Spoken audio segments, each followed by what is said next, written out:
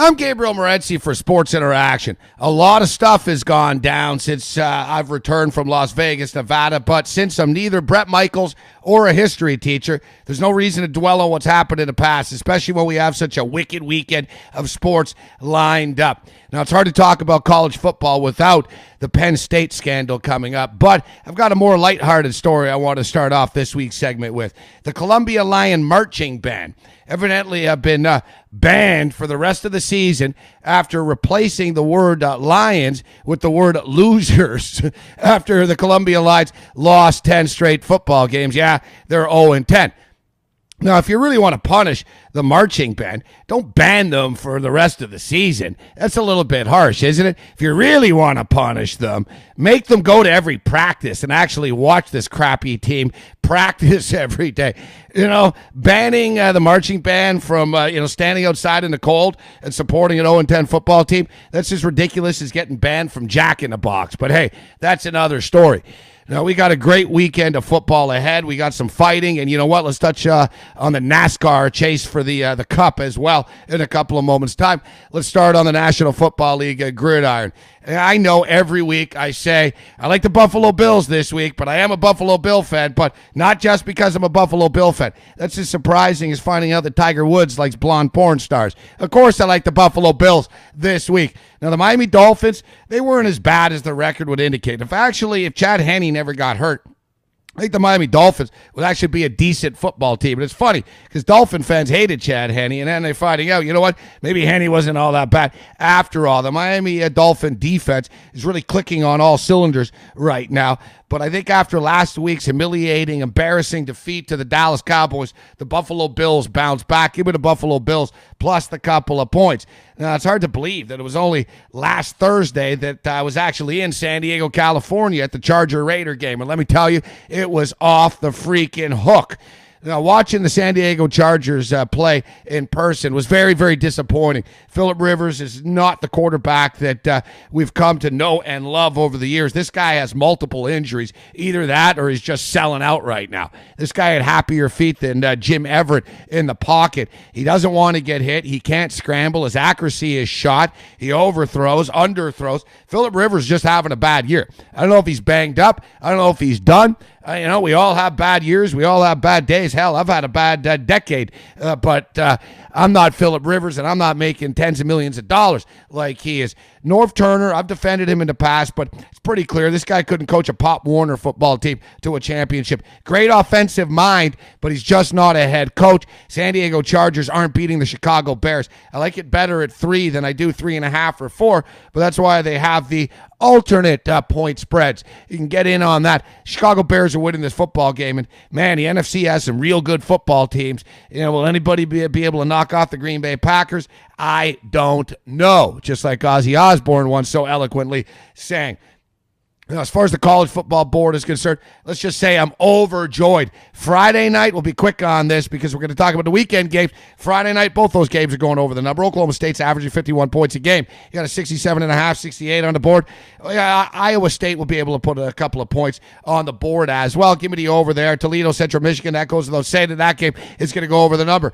How about the USC Trojans? You know what? When I'm wrong, I'll say I was wrong. I thought that Lane Kiffin was a horrible head coach. I'm not saying the dude's a great head coach, but I am saying he's done a very, very good job. Not great, but good job, very good job this year. The USC Trojan offense is operating with precise precision thus far this year. Matt Barkley's a stud, people. I'm telling you. I love Barkley coming into college. He's had to deal with a lot of crap and a lot of turmoil, but Matt Barkley could be a pretty good National Football League quarterback. But, hey, I thought Andrew Walter was going to be a pretty good National Football League quarterback as well.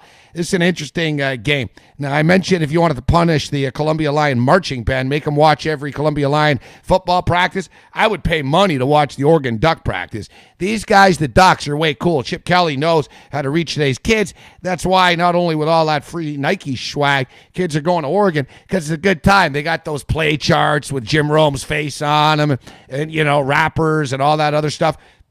And the Oregon Duck coaching staff, they let the players choose the music. They're cranking out like hip hop and metal and stuff, during practices to keep it fun and loose. They practice at an incredibly fast pace, and I think this football game is going to be an incredibly fast-paced football game as well. I'd be shocked if 80, 85 points aren't scored in this game. Both these offenses could put 40-plus on the board easily.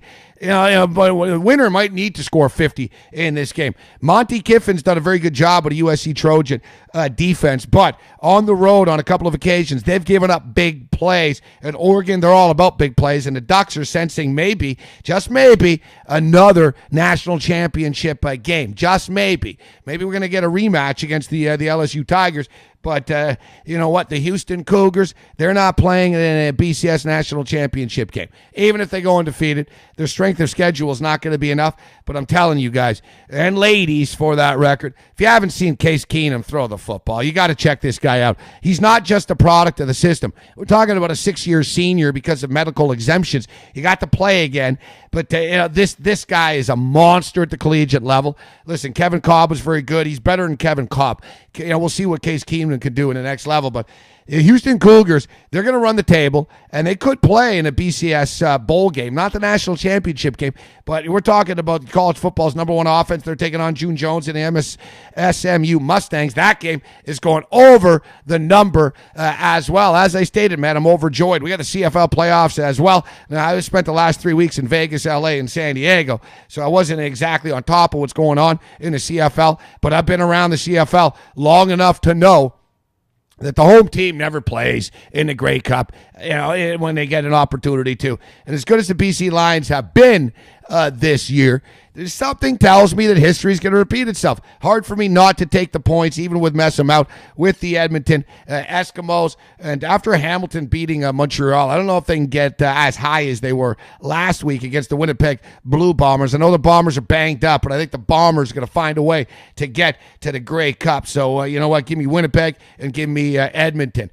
We'll be quick with the NASCAR. This is the first time since 2004 when they started this chase for the Cup stuff that's actually come down to the final weekend with just two guys. Only two guys can win, Carl Edwards and Tony Stewart.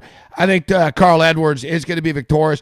We'll take Carl Edwards to win the race, and we'll also take him to win the championship as well. Carl Edwards is the best overall finish time out of any NASCAR driver at Homestead. Guy averages in the top 5. He's drilled 18 top 5 this year. As good as Tony Stewart is, he hasn't had a great track record as of late at Homestead. I think Carl Edwards gets it done. He might even win the race in the plus 400, plus 500 range. I think that's money in the bank, and as far as money in the bank is concerned, we'll wrap it up. Vanderlei Silva and Kung Lee. And I think that Kung Lee wanted to be more like Jet Li than Bruce Lee.